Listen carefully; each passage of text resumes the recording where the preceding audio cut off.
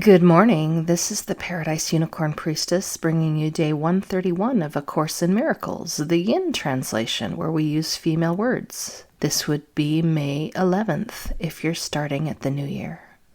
The holy instant and the attraction of God. As the ego would limit your perception of your sisters to the body, so would the Holy Spirit release your vision and let you see the great rays shining from them, so unlimited that they reach to God. It is this shift to vision that is accomplished in the holy instant. Yet it is needful for you to learn just what this shift entails, so you will become willing to make it permanent. Given this willingness, it will not leave you, for it is permanent. Once you have accepted it as the only perception you want, it is translated into knowledge by the part that God herself plays in the atonement, for it is the only step in it she understands. Therefore, in this there will be no delay when you are ready for it. God is ready now, but you are not. Our task is but to continue as fast as possible the necessary process of looking straight at all the interference and seeing it exactly as it is. For it is impossible to recognize as wholly without gratification what you think you want. The body is the symbol of the ego, as the ego is the symbol of separation. And both are nothing more than attempts to limit communication and thereby to make it impossible. For communication must be unlimited in order to have meaning. And deprived of meaning, it will not satisfy you completely. Yet it remains the only means by which you can establish real relationships which have no limits, having been established by God. In the holy instant, where the great rays replace the body in awareness, the recognition of relationships without limits is given you.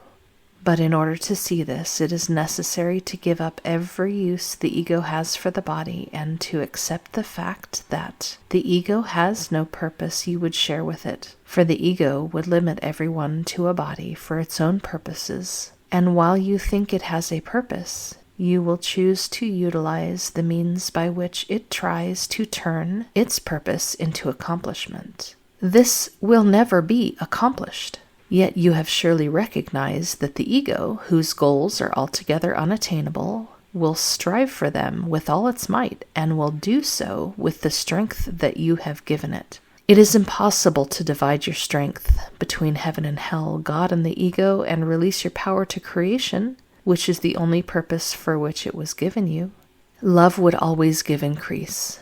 Limits are demanded by the ego and represent its demands to make little and ineffectual. Limit your sight of a sister to her body, which you will do as long as you would not release her from it, and you have denied her gift to you. Her body cannot give it, and seek it not through yours. Yet your minds are already continuous, and their union need only be accepted, and the loneliness in heaven is gone. If you would but let the Holy Spirit tell you of the love of God for you, and the need your creations have to be with you forever, you would experience the attraction of the eternal. No one can hear her speak of this and long remain willing to linger here. For it is your will to be in heaven, where you are complete and quiet, in such sure and loving relationships that any limit is impossible. Would you not exchange your little relationships for this? For the body is little and limited, and only those whom you would see without the limits the ego would impose on them can offer you the gift of freedom. You have no conception of the limits you have placed on your perception, and no idea of all the loveliness that you could see. But this you must remember: the attraction of guilt opposes the attraction of God. Her attraction for you remains unlimited, but because your power, being hers, is as great as hers, you can turn away from love.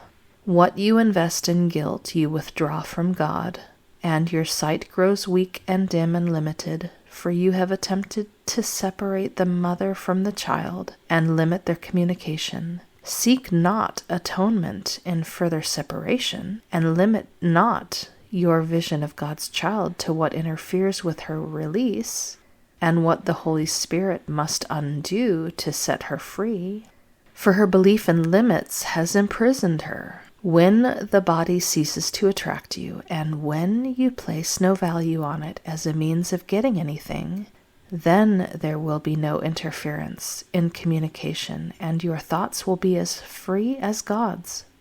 As you let the Holy Spirit teach you how to use the body only for purposes of communication and renounce its use for separation and attack, which the ego sees in it, you will learn you have no need of a body at all.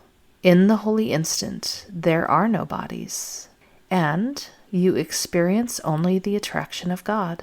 Accepting it as undivided, you join her wholly in an instant, for you would place no limits on your union with her. The reality of this relationship becomes the only truth that you could ever want.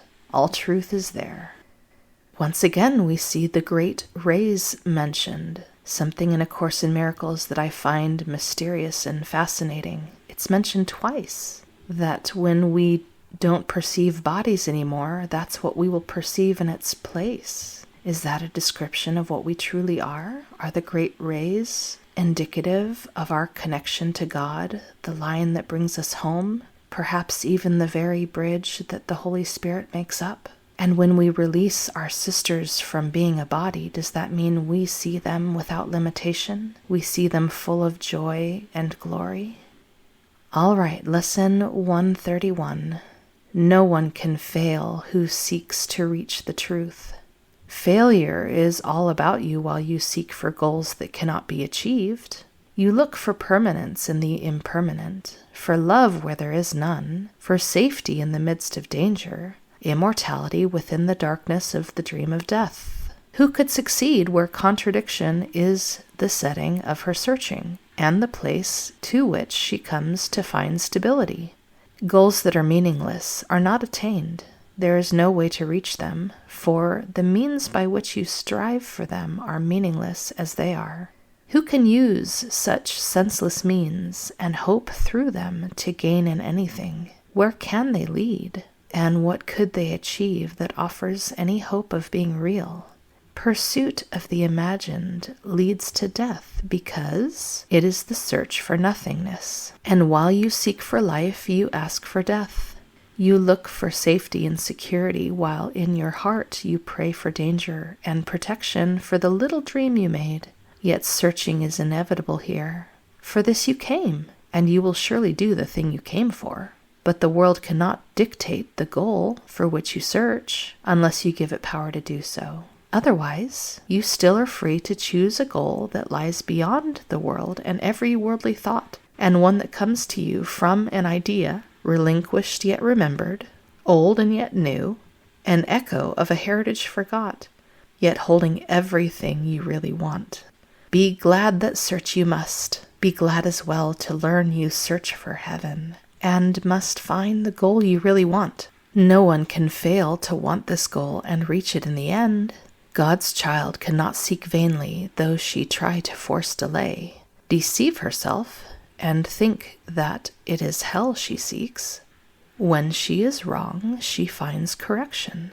When she wanders off, she is led back to her appointed task. No one remains in hell, for no one can abandon her Creator, nor affect her perfect, timeless, and unchanging love. You will find heaven. Everything you seek but this will fall away, yet not because it has been taken from you. It will go because you do not want it. You reach the goal you really want as certainly as God created you in sinlessness. Why wait for heaven? It is here today. Time is the great illusion. It is past or in the future. Yet this cannot be. If it is where God wills her child to be, how could the will of God be in the past or yet to happen? What she wills is now, without a past and wholly futureless. It is as far removed from time as is a tiny candle from a distant star. or what you choose from what you really want. Heaven remains your one alternative to this strange world you made and all its ways. Its shifting patterns and uncertain goals, its painful pleasures and its tragic joys. God made no contradictions. What denies its own existence and attacks itself is not of her. She did not make two minds, with heaven as the glad effect of one and earth the other's sorry outcome, which is heaven's opposite in every way. God does not suffer conflict, nor is her creation split in two. How could it be her child could be in hell while I'm going to read that again. How can it be her child could be in hell when God herself established her in heaven? Could she lose what the eternal will has given her to be her home forever? Let us not try longer to impose an alien will upon God's single purpose. She is here because she wills to be, and what she wills is present now, beyond the reach of time. Today we will not choose a paradox in place of truth. How could the child of God make time to take away the will of God? She thus denies herself and contradicts what has no opposite. She thinks she made a hell opposing heaven and believes that she abides in what does not exist, while heaven is the place she cannot find. Leave foolish thoughts like these behind today and turn your mind to true ideas instead. No one can fail who seeks to reach the truth, and it is truth we seek to reach today. We will devote 10 minutes to this goal 3 times today, and we will ask to see the rising of the real world to replace the foolish images that we hold dear, with true images arising in the place of thoughts that have no meaning, no effect, and neither source nor substance in the truth. This we acknowledge as we begin upon our practice periods. Begin with this. I ask to see a different world and think a different kind of thought from those I made. The world I seek I did not make alone. The thoughts I want to think are not my own. For several minutes watch your mind and see, although your eyes are closed, the senseless world you think is real. Review the thoughts as well which are compatible with such a world and which you think are true. Then let them go and sink below them to the holy place where they can enter not. There is a door beneath them in your mind which you could not completely lock to hide what lies beyond. Sink for that door and find it. But before you try to open it, remind yourself, no one can fail who seeks to reach the truth. And it is this request you make today. Nothing but this has any meaning now. No other goal is valued nor sought. Nothing before this door you really want, and only what lies past it do you seek. Put out your hand and see how easily the door swings open with your one intent to go beyond it. Angels light the way, so that all darkness vanishes, and you are standing in a light so bright and clear that you can understand all things you see. A tiny moment of surprise, perhaps, will make you pause before you realize the world you see before you, in light, reflects the truth you knew and did not quite forget in wandering away in dreams. You cannot fail today. There walks with you the spirit heaven sent you, that you might approach this door some day, and through her aid slip effortlessly past it to the light. Today that day has come. Today God keeps her ancient promise to her holy child, as does her child remember hers to her. This is a day of gladness, for we come to the appointed time and place where you will find the goal of all your searching here and all the seeking of the world, which end together as you pass beyond the door. Remember often that today should be a time of special gladness, and refrain from dismal thoughts and meaningless laments. Salvation's time has come. Today is set by heaven itself to be a time of grace for you and for the world. If you forget this happy fact, remind yourself with this. Today I seek and find all that I want. My single purpose offers it to me. No one can fail who seeks to reach the truth.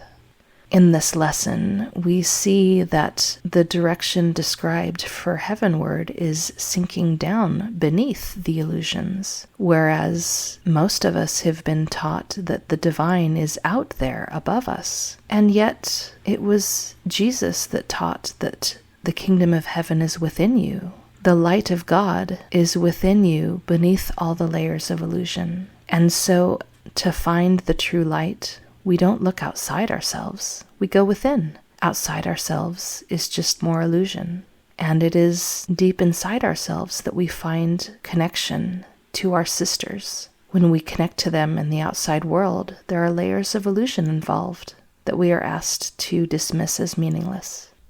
A Course in Miracles asks us repeatedly to renounce the illusion, and this can bring up fears of experiencing tragic loss and cataclysmic disaster in the dream. But I want to remind you, dear listener, how often A Course in Miracles speaks of gentleness, the gentleness and the kindness that love is. Since this is just a dream, miracles are easy for God, and God does not teach us through tough love. When we experience loss and tragedy in the dream, we're doing it to ourselves out of our sense of guilt. That is never something that comes from God. God waits for us to decide that we don't need these things anymore and to leave them behind willingly with grace, not with loss.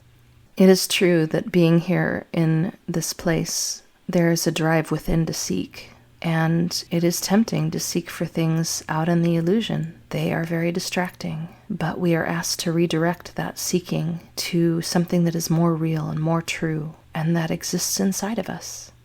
And I wish you, in this, happy practicing.